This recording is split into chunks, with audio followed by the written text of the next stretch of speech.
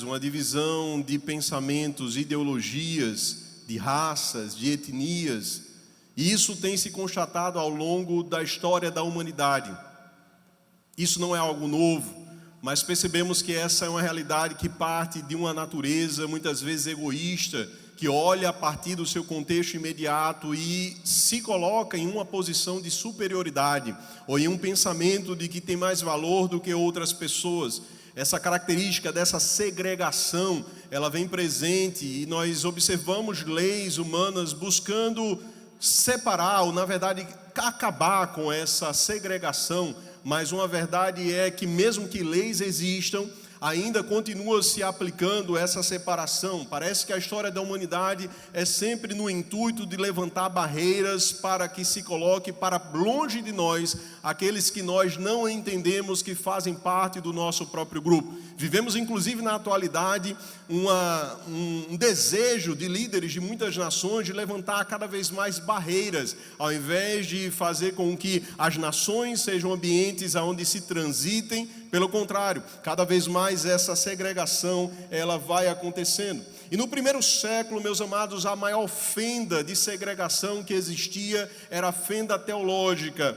Era uma compreensão errada a respeito da revelação de Deus. E em decorrência disso, existia então uma maior ênfase em decorrência da experiência que o povo de Deus recebeu ao receber a revelação da lei através de Moisés. Isso deu um sentimento de superioridade aos judeus. E eles olhavam para si e compreendiam que a vida deles, daquele povo, era um povo especial diante de todas as demais nações. Sim, é verdade, eles eram um povo especial, mas não os tornava mais importante do que todas as demais nações. De forma que eles olhavam para todos os demais povos, chamados e nomeados de gentios, todos aqueles que não são judeus, e os consideravam, e a história vai registrar isso, como cães, né? Como pessoas imundas, que eram pessoas indignas, que eram pessoas que não mereciam a mesma graça de Deus. Afinal de contas, Deus se revelou aos judeus, e com isso cada vez mais existia essa barreira de separação. E é para esse mundo fraturado, esse mundo quebrado, que o apóstolo Paulo está escrevendo no primeiro século, aonde os judeus olhavam para si, se valorizavam e se vangloriavam de uma revelação que partiu de Deus e não do povo, de Deus querendo estabelecer um povo para as demais nações e servirem de modelo para como eles deveriam viver e cultuar o verdadeiro Deus, e isso se tornou uma pedra de tropeço na vida dos judeus. E Paulo está escrevendo justamente neste capítulo, nessa seção, e confrontando essas barreiras que existiam, essa dificuldade relacional baseada em uma vaidade tola, em uma vaidade presunçosa, presumindo eles que de fato baseava-se em algo de especial inato, que era por causa da própria natureza ou da nacionalidade judaica. E assim sendo, nós iremos olhar para esse texto sagrado que o apóstolo Paulo nos afirma, aonde ele nos mostra que a cruz de Cristo, ela não tem apenas uma dimensão vertical, uma reconciliação do homem para com Deus, mas também uma reconciliação em uma dimensão horizontal, onde Deus ele enviou o seu Filho para que haja uma reconciliação e uma comunhão entre todos os povos. Na verdade, por mais que Deus tenha se revelado inicialmente para o povo hebreu, nós vemos promessas desde o Antigo Testamento de que todos os povos, eles seriam alcançados por esta graça. A partir da bênção de Abraão, depois nós vemos promessas específicas para os gentios, mas os gentios, embaraçados por causa de uma visão errada, de uma crença errada, eles se estabeleciam na sua própria vaidade. Sendo assim, nós iremos refletir sobre esta temática, o milagre da nova humanidade. Nós veremos isso em 3 pontos, como Cristo pega inimigos distantes, destrói os muros que os separam e os transforma na maravilhosa e unida família de Deus. Nesse momento, então, olhando para a sua Bíblia, a partir do versículo 11, nós iremos ler o texto sagrado. E se não for pedir muito, mais uma vez, em reverência à palavra, se coloque em pé.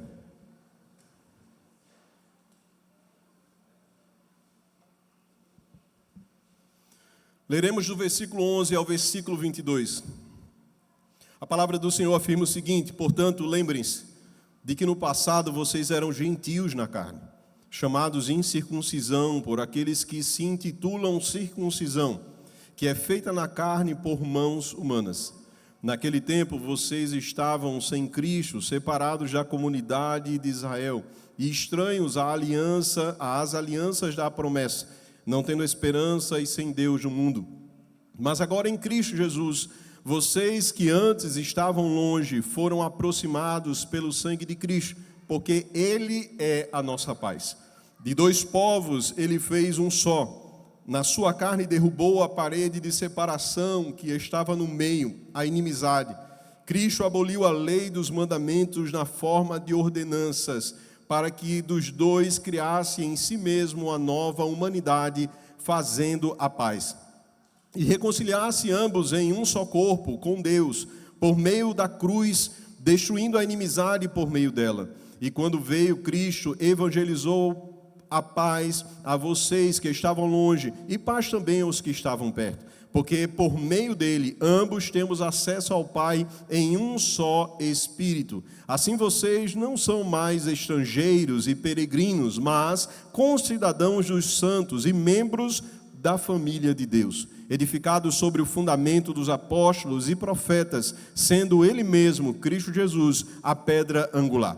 Nele todo edifício bem ajustado cresce para ser um santuário dedicado ao Senhor. Nele também vocês estão sendo edificados junto com outros para serem morada de Deus no Espírito. Vamos orar mais uma vez?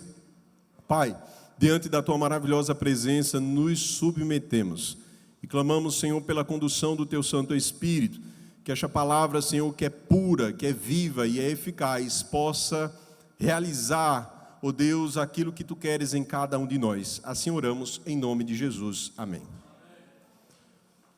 Glória a Deus. O milagre da nova humanidade. 3 aspectos ou 3 pontos que eu quero destacar a respeito dessa passagem, onde eu quero trazer sobre a obra de Cristo, em que Ele aboliu completamente a parede, o muro da separação. A primeira verdade, o ponto que eu quero destacar nesta reflexão é o triste retrato da nossa alienação. A condição que nós nos encontrávamos e que Paulo, a partir do versículo 11, ele começa a apresentar como que uma ordem pastoral clara. Ele começa afirmando, portanto, lembrem-se. Portanto, lembrem-se. A primeira predisposição do apóstolo Paulo para trazer a realidade dos cristãos gentios da igreja de Éfeso era a compreensão de que eles estavam em uma posição que não lhes era de direito, que não era a sua condição natural, que eles não nasceram naquele ambiente, que eles estavam usufruindo de uma graça da parte de Deus. E ele convoca os cristãos para se lembrarem. Lembrem-se, portanto, recordem-se dos seus feitos do passado. Lembrem-se da condição que vocês se encontravam. Olhem para o passado de vocês e se lembrem de que não era este o ambiente que naturalmente vocês viviam. Pelo contrário, nós observamos que na Bíblia existem várias coisas que a palavra nos dizem para justamente nos esquecermos, deixar para lá, entregar aos pés de Cristo, não ficar trazendo à tona a nossa memória. Quem é o acusador da nossa alma é Satanás. Mas existem coisas que Deus nos pede para lembrar. E se tem uma coisa que nos torna pessoas mais gratas, pessoas que são mais obedientes, mais servas, é a compreensão do estado que nós nos encontrávamos. Quando nós nos lembramos do passado e nós olhamos para o presente, nós podemos ter esperança esperança do porvir. Quando nós não compreendemos de onde nós saímos, do nosso estado de podridão espiritual, de separação de Deus, nós não temos os vislumbres da glória de Deus, nós não temos aquele anseio de querer viver, de gastar os seus dias para a sua glória. E nós observamos então que Paulo vai lembrar aos cristãos de Éfeso que eles eram chamados de o escárnio da incircuncisão. Ora, Paulo está lembrando que a circuncisão era uma aliança externa que evidenciava uma aliança do coração. Porém, os judeus a deturparam. E agora, esse sinal externo da circuncisão era apenas obra de mãos humanas. Era uma circuncisão no físico, na carne, mas não era uma circuncisão do coração. Endurecidos pela sua vaidade e pelos seus muitos pecados, apesar de serem povo de Deus, de terem recebido a lei de Deus, eles se estabeleciam nisso e nesta questão eles se embaraçavam. O problema dos gentios, na verdade, também é muito além desse rótulo pejorativo. E no versículo 12, o apóstolo Paulo então faz um diagnóstico terrível, delineando algumas privações espirituais absolutas que marcavam a vida deles, mas também de todos nós. Marcava a sua trajetória de caminhada com Deus. Eu quero, a partir de então, pontuar a cada uma destas verdades, para que nós nos lembremos de onde nós saímos, nos lembremos da nossa história, nos lembremos do nosso passado, porque muitas vezes e tão rapidamente nós nos esquecemos da condição que nos encontrávamos lá atrás. Porque Deus tem sido conosco, porque Deus tem nos cercado de bênçãos, porque temos experimentado da sua graça, dos seus livramentos, de dons, de edificação, muitas vezes nós nos esquecemos. E o que o texto vai nos apresentar? A primeira verdade que o texto nos apresenta a partir do versículo 12 é que, em primeiro lugar, eles estavam sem Cristo. Eles não tinham Cristo. Estavam separados de Cristo, o que significa que eles não sabiam absolutamente nada a respeito do Salvador. Eles não sabiam a necessidade de um Salvador. Eles não compreendiam a sua condição espiritual. Eles não faziam parte da nação, que era uma nação eleita para receber a lei de Deus. Eles não compreendiam a direção de Deus através da lei. Eles não faziam caso de participar das reuniões solenes. Eles não compreendiam o valor, porque eles se encontravam sem Cristo. Mas o texto se segue e ele vai continuar afirmando que eles também eram sem cidadania, porque eles eram alienados da comunidade de Israel. Meus amados, isso implica dizer que eles não participavam de igual forma que os judeus as bênçãos e benevolências que Deus havia estendido sobre as suas vidas.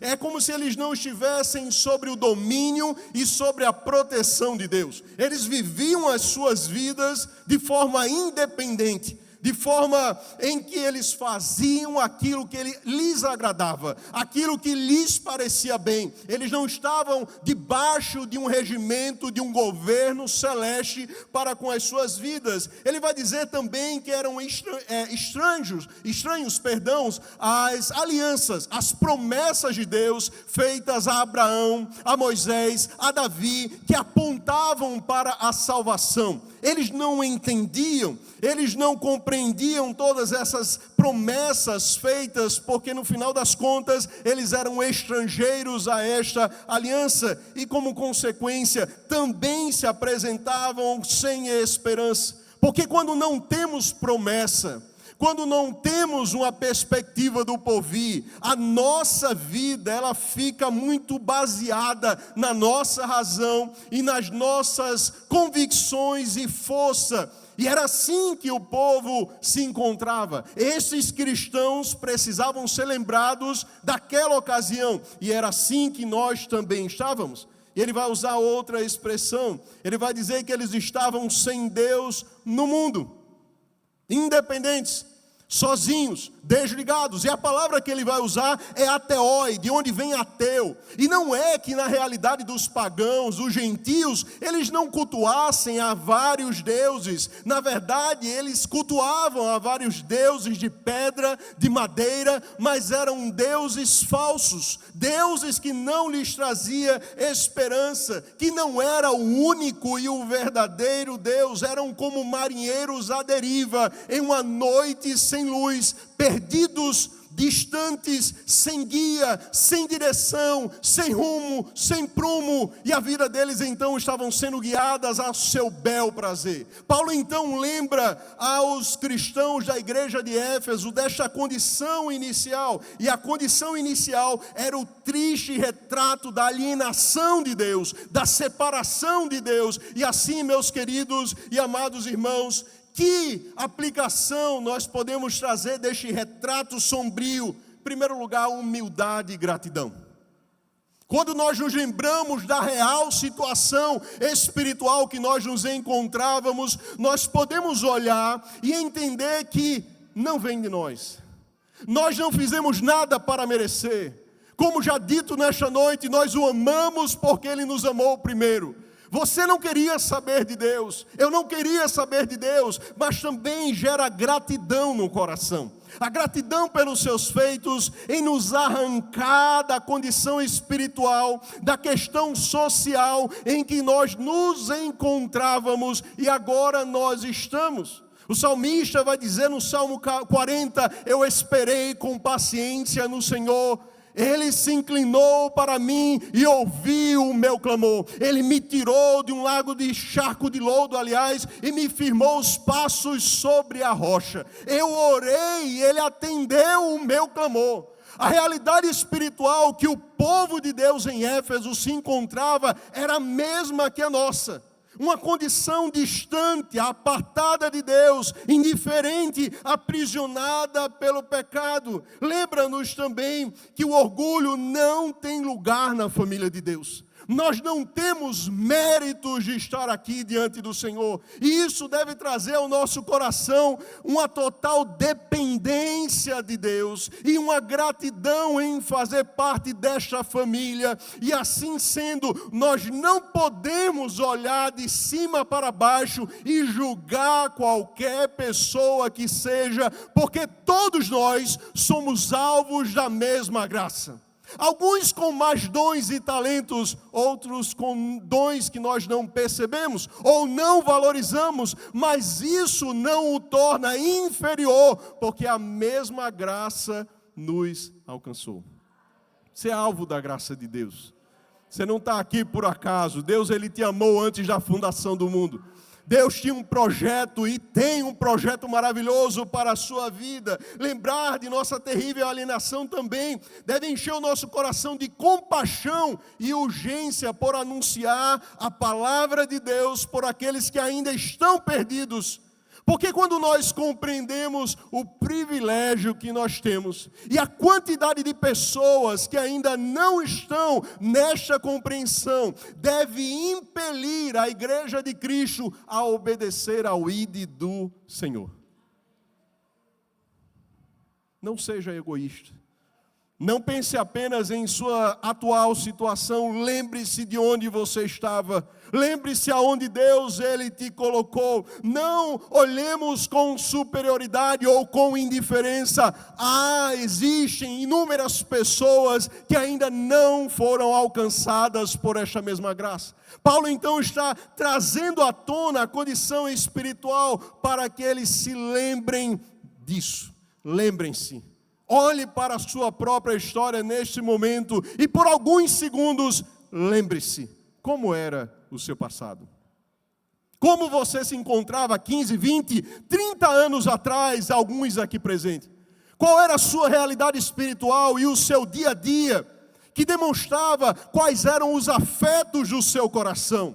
Qual era a realidade em que você se encontrava e de onde Deus lhe tirou. Portanto, cristãos de Éfeso, portanto, Igreja Batista Missionária, lembrem-se daquilo que Deus fez. Lembrem-se daquilo que vocês foram privados, até que Ele olhou com graça para mim, para você, e mudou completamente a nossa sorte.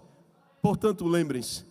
Primeiro, então, conselho e verdade espiritual é que Paulo traz um retrato da condição e da alienação, da separação de Deus. Esta é a realidade que nós nos encontrávamos.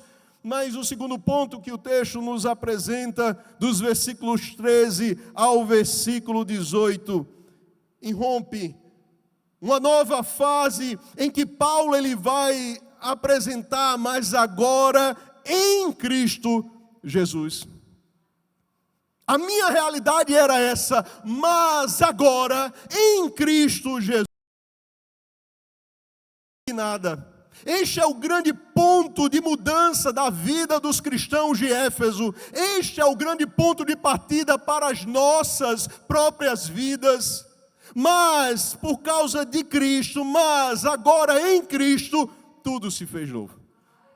Tudo se fez novo. Tudo mudou. O nosso passado, a nossa história, as acusações do maligno, o nosso escrito de dívida, aquilo que o inimigo da nossa alma apontava para nós e tinha direito de fazer isso, agora ele não tem mais. Porque agora, em Cristo Jesus, a resposta de Paulo, ela é contundente pelo sangue de Cristo. É o sangue de Cristo. E agora, de forma em que a soberania de Deus nos conduz em meio à reflexão dessas ministrações, em que nós não estávamos nos conduzindo para uma ministração especificamente sobre a Páscoa, por causa dos seus decretos e da sua soberania, aqui estamos falando sobre a Páscoa, por causa do sangue de Jesus Cristo. O sangue de Jesus Cristo, que tem todo o poder. O Deus que se fez homem, se entregou e que morreu e ressuscitou. Por causa de Jesus Cristo, por causa da sua morte, por causa da sua ressurreição, Ele, o nosso Cordeiro Pascal. Ele, aquele que pagou a nossa dívida. Ele que resolveu o problema da inimizade, do muro de separação. Ele que fez aquilo que nós não podíamos e aquilo que nós não podemos fazer. Por causa de Cristo, por causa do sangue do Cordeiro. É por causa dele, todo o valor do sacrifício de Jesus na cruz foi creditado a eles, cristãos de Éfeso, para nós cristãos da atualidade, o sangue de Jesus Cristo que nos purifica de todo pecado. O sangue de Jesus me lavou, me lavou. O sangue de Jesus me lavou, me lavou. Ores ao meu rei. E oh, que glória a Deus, eu não lembro da letra. O sangue de Jesus. O sangue que purifica, o sangue que carimba, que sela, que é o poder derramado na cruz do Calvário, em sua ressurreição, nos identificando com Ele na sua morte, certamente na sua ressurreição, o sangue derramado para perdoar os seus pecados. Meus amados, uma dívida impagável, e o texto está nos apresentando isto, mas agora em Cristo Jesus, vocês que antes estavam longe, foram aproximados pelo sangue de Cristo, o Cordeiro Pascal, Cordeiro Santo de Deus, que tira o pecado do mundo. Ele já veio. Cristão não comemora a Páscoa, cristão comemora a ceia do Senhor, e a comemoramos porque aponta para a sua morte. Ele é a concretização daquilo que os hebreus experimentaram lá na escravidão do Egito, como um Cordeiro Pascal. Eles celebraram a última refeição na terra da peregrinação, na terra da escravidão. Agora a ceia do Senhor nos lembra, esta é a verdadeira Páscoa. Na verdade, esta ordenança nos lembra, Jesus se entregou e Ele venceu a morte, venceu pela sua igreja, venceu para nos dar vida e vida com abundância. E a ordenança da ceia é: anunciamos a sua morte, anunciamos a sua morte, anunciamos a sua morte até que ele venha. Ele virá. Ele virá, Ele voltará para buscar a sua noiva. Somos do Senhor a esperança da igreja na obra bendita do nosso Senhor Jesus Cristo. Fomos reconciliados, aproximados por causa do Cordeiro Pascal. O Cordeiro Pascal, Jesus Cristo, que deixou o seu trono de glória e veio conviver com pessoas pecadoras como eu e me deu vida e vida em abundância. Esta é a nova realidade, é a nova condição. Mas o que Cristo fez para estabelecer essa paz na prática? Porque o texto nos diz no versículo 14 que Ele não apenas traz paz, que Ele não apenas está nos momentos em que nós não temos paz, mas que Ele mesmo é a paz. Ele é a paz. A paz em que nós nos encontrávamos inimigos de Deus. Se éramos inimigos, não tínhamos paz. Se nós éramos opositores de Deus, não tínhamos paz. Mas Jesus mesmo, Ele é a nossa paz. E o texto nos mostra ações maravilhosas que o Senhor Jesus Cristo Ele fez. Em primeiro lugar, no versículo 14, Ele derrubou a parede de separação. Dê um glória a Deus. Glória a Deus. Ele derrubou a parede de separação. Meus amados, alguém que já tem estudado arqueologia bíblica ou história da igreja, olhando para o próprio texto sagrado, vai entender que existia uma parede literal, em que os gentios, como nós, naquele templo glorioso, não podiam adentrar. Eles ficavam no átrio, lá fora. Não era nem na parte mais externa do templo, eles ficavam fora. E eles não podiam ultrapassar aquela mureta. Era uma mureta de aproximadamente 30 a 50 centímetros. Eles não podiam passar. Eles chegavam perto da casa de Deus e eles olhavam, e eles observavam, mas eles não podiam ultrapassar. O que é que o Senhor Jesus Cristo Ele fez? Ele derrubou a parede de separação. Agora, naquele tempo, só e apenasmente o sumo sacerdote uma vez ao ano adentrava no Santo dos Santos para adorar ao Senhor, para oferecer sacrifícios e pedir perdão pelos seus pecados e o do povo. Mas agora o véu foi rasgado de alto a baixo e na obra de Jesus Cristo, de uma vez por todas, podemos adentrar. A barreira já não existe mais. Temos comunhão com o Senhor Jesus Cristo. Por quê? Porque Ele derrubou a barreira de separação. Não há mais barreira. Não há mais graduação, titulação de homens. Agora todos nós, filhos de Deus, podemos adentrar no Santo dos Santos, glorificar, adorar, reconhecer, contemplar a beleza da sua santidade, se derramar diante dEle, quer seja em casa, na igreja, no trabalho. Nós podemos adentrar no Santo dos Santos, porque Ele derrubou a parede de separação. Não há mais barreira. Você entende isso, crente? Você pode estar aqui, mas o seu coração está tão distante.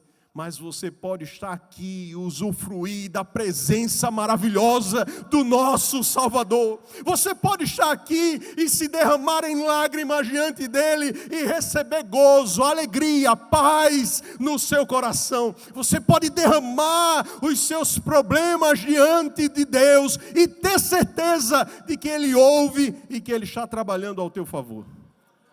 Se adentrou no Santo dos Santos, não há mais dificuldade, não há mais impedimentos. Mas Ele também, no versículo 15, a parte B, vai nos dizer que Ele criou uma nova humanidade. Quando Ele afirma o seguinte, versículo 15: Cristo aboliu a lei dos mandamentos na forma de ordenanças, para que dos dois criasse em si mesmo uma nova humanidade, fazendo a paz. É interessante perceber, judeu não se torna gentil, gentil não se torna judeu, mas de ambos Deus faz um só povo. Não há agora mais graduação ou revelação especial para um povo específico. Existem aqueles que receberam a graça da parte de Deus, mas agora Deus juntou todas essas pessoas e agora já não faz mais sentido o Senhor com o seu escravo ou um soldado. Não importa o status social, a sua graduação diante da sociedade, se eles estão em Cristo, somos irmãos em Cristo. Dos dois fez um só povo. Não há separação.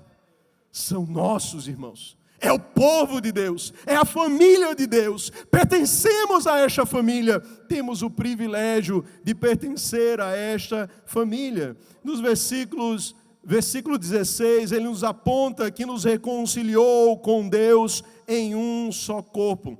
Uma coisa que era um fato: judeus e gentios, ambos eram pecadores. Ambos estavam distantes de Deus. Agora, eles uniu em um só povo, um só corpo. Somos membros do corpo de Cristo. Não há um membro do nosso corpo que seja menos importante do que o outro. Todos têm o seu valor. Não importa se mais evidência ou não. Pelo contrário, Paulo recebe a revelação de Deus. Aqueles membros que são menos talvez valiosos nos olhos humanos, são o que mais nós damos valor, são aqueles que mais nós cobrimos, talvez pela vergonha, claro, mas o fato é que diante de Deus, cada salvo na pessoa do Senhor Jesus Cristo é valiosa. Você tem valor não pelo que você faz, você tem valor pela identidade que recebeu. Filho de Deus, filha de Deus, família de Deus. Pertencemos a esta bendita família e por meio deste mesmo corpo, por meio da cruz, matou a inimizade. É a cruz do Calvário que eliminou por completo toda a nossa indiferença. Apenas pessoas reconciliadas com Deus podem viver verdadeiramente reconciliadas com todas as pessoas. Meus amados, que coisa linda. Coisa linda é servir a Deus. A bondade dele em nos alcançar. E o clímax é justamente no versículo 18, porque por meio dele ambos temos acesso ao Pai em um Espírito. Um Espírito. O Espírito Santo de Deus, derramado sobre todo o seu povo. E agora unidos, batizados no Espírito Santo, agora com a sua bendita presença, guiados pelo mesmo Espírito, o mesmo Espírito que nos ensina todas as coisas, que é penhor e que é selo da nossa salvação. Nós estamos agora unidos a Deus por causa da obra de Cristo, através do Espírito Santo que nos convence. Você vê a obra da Trindade na salvação do pecador. Deus, Ele amou o mundo de tal maneira, Ele envia o seu Filho, e o Espírito Santo aplica esta salvação às nossas vidas. Ele mesmo é esta garantia que nós temos livre acesso, não há separação, estamos diante de Deus, corandel, todo o tempo. Por isso, meus amados, quer comais ou bebais, ou façais qualquer outra coisa, façam tudo para a glória de Deus. Se Cristo morreu uma morte tão agonizante para destruir os muros da hostilidade, nós não temos o direito de reconstruir esses muros dentro da igreja. Amém?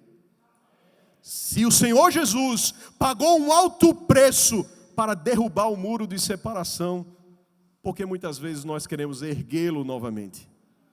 Porque muitas vezes nós temos, através do nosso orgulho, do nosso senso de autojustiça, nós queremos levantá-lo novamente, como se foi para isso que Deus Ele nos chamou. Meus amados, estamos de pé na presença dEle, e a vontade e a alegria do Senhor, ó quão bom e quão suave é que os irmãos vivam em união. Não podemos dar ocasião à carne, à nossa velha natureza, para então criar circunstâncias de separação. Não foi para isso que Deus te chamou. Não dê não dá ouvido, perdão, a vozes que te embaraçam neste sentido. Não se embarace com maledicência, não se embarace com sentimentos pecaminosos, não se permita ser conduzido para a intriga no meio do povo de Deus. Ele nos reconciliou. O muro foi derrubado. Não levante muros. Permaneça na comunhão, permaneça diante dele. Caminhando, meus amados, agora para o terceiro e último ponto desta reflexão, a nossa nova identidade, cidadãos, família e santuário. Versículos 19 ao 22, vamos ler novamente esse texto sagrado. Assim, vocês não são mais estrangeiros e peregrinos, mas concidadãos dos santos e membros da família de Deus, edificados sobre o fundamento dos apóstolos e profetas, sendo Ele mesmo, Cristo Jesus, a pedra angular. Nele todo o edifício bem ajustado cresce para ser santuário dedicado ao Senhor. Nele também vocês estão sendo edificados junto com os outros para serem morada de Deus no Espírito Santo. O encerramento dessa passagem, meus amados, é Paulo agora apontando para esta nova realidade. Agora já consumada, nós podemos observar que Paulo ele aponta no versículo 19, assim vocês não são mais estrangeiros e peregrinos. Há comunhão, mas somos peregrinos e forasteiros nesse mundo. Este mundo não nos pertence mais. A realidade e valores dessa terra não devem preencher o nosso coração. Os valores que o mundo dita como sendo valiosos, importantes e que deve se gastar a vida, não é aquilo que o reino de Deus exige dos seus filhos. Pelo contrário, somos concidadãos do reino de Deus. Não pertencemos a esta terra. Nossa morada celestial nos aguarda. Nós pertencemos ao Senhor. Mas o texto também traz outra analogia. Nós somos a família de Deus. Que coisa linda. A família de Deus. Família de Deus, o Deus criador dos céus e da terra, que enviou o seu Filho para nos perdoar, é o mesmo Deus que nos incluiu nesta família. Antes inimigos de Deus, filhos da ira, mas agora família de Deus. Meus amados, família cuida de família. Família precisa entender e lidar com aqueles que não são muito do jeito que você acha que deveria ser. Família não deveria rejeitar, abortar, desconsiderar, matar no coração. Família entende, é compassiva. Família está presente. Família ora, intercede. Família está perto. Porque família não tem a ver com preferências pessoais. Família é algo a qual Deus nos coloca para usufruirmos desta comunhão uns com os outros, por mais que ela não exista. Precisamos aprender a lidar. Possa ser que você não goste de alguém, tenha dificuldades, mas precisa aprender da mesma forma na família de Deus. Tantas pessoas distintas, tantas realidades diferentes, mas nós precisamos aprender a amar. Como nós podemos dizer que amamos a Deus a quem nós não vemos, se nós não conseguimos amar ao nosso irmão que nós estamos vendo? Aonde se materializa o seu amor por Deus? É no meio da família de Deus. Esta é a primeira área, primeiro lugar onde nós precisamos demonstrar esse amor. Família de Deus, somos membros da família de Deus. E o termo aqui é oi que oi, os da casa, os domésticos, aqueles que são de perto. Nós somos de perto de Deus. Não somos mais servos, somos amigos de Deus. Família de Deus, é privilégio de Deus. Você pertence à família de Deus. Glórias ao Senhor. Glória a Deus.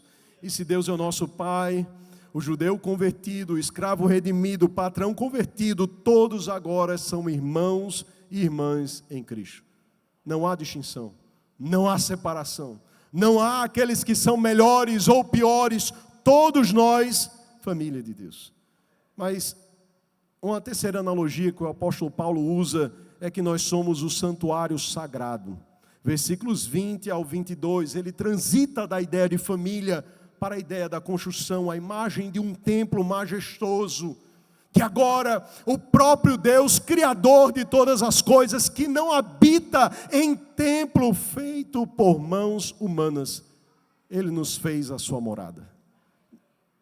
Templo e morada do Espírito Santo. A habitação de Deus. Nós somos o templo, nós abrigamos a presença do Todo-Poderoso em nossas vidas. Ele vai afirmar que edificou e nos chamou para crescer em edificação, porque nós somos edificados no fundamento dos apóstolos e profetas.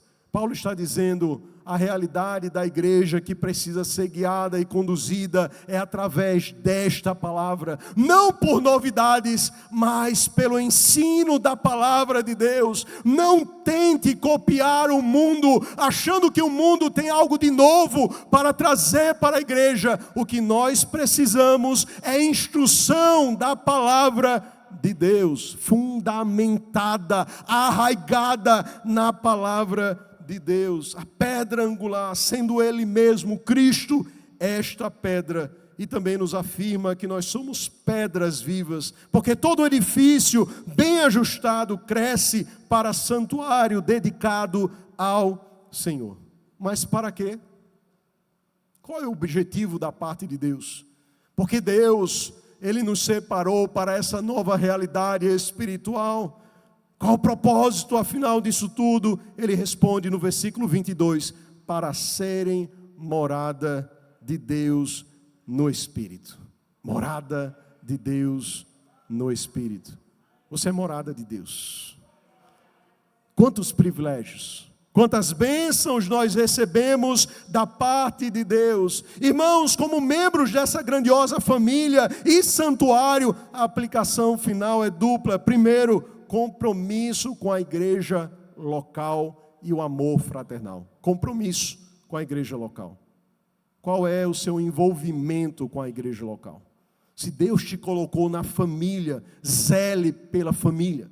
Cuide da família. Sirva na família. Se entregue na família. Mas em segundo lugar, também a santidade. Você é templo e morada do Espírito Santo. Separado deste mundo, viva para a glória de Deus. Vivam a vida que aponte para Deus. Meus amados, esta é uma obra maravilhosa que Deus fez em cada um de nós. Porque há um milagre aqui em que Paulo apresenta desta nova humanidade, uma nova realidade, a família de Deus. Se o passado nos afastava, o presente nos aproxima e o futuro nos aguarda. Os céus de glória, presença de Deus, sem qualquer sofrimento que nos aflige nesta terra. Esta é a obra de Deus para com as nossas vidas. E é isso que Deus então traz para os nossos corações nesta breve reflexão. Neste momento, nós vamos orar. E você vai se colocar em pé mais uma vez. E nós vamos orar agradecendo ao Senhor por esta obra bendita. Obra de salvação, restauração, família de Deus, templo e morada do Espírito Santo. Deus, Ele te amou. E o preço foi o sangue de Jesus Cristo na cruz do Calvário. Feche os seus olhos nesse momento, em nome de Jesus.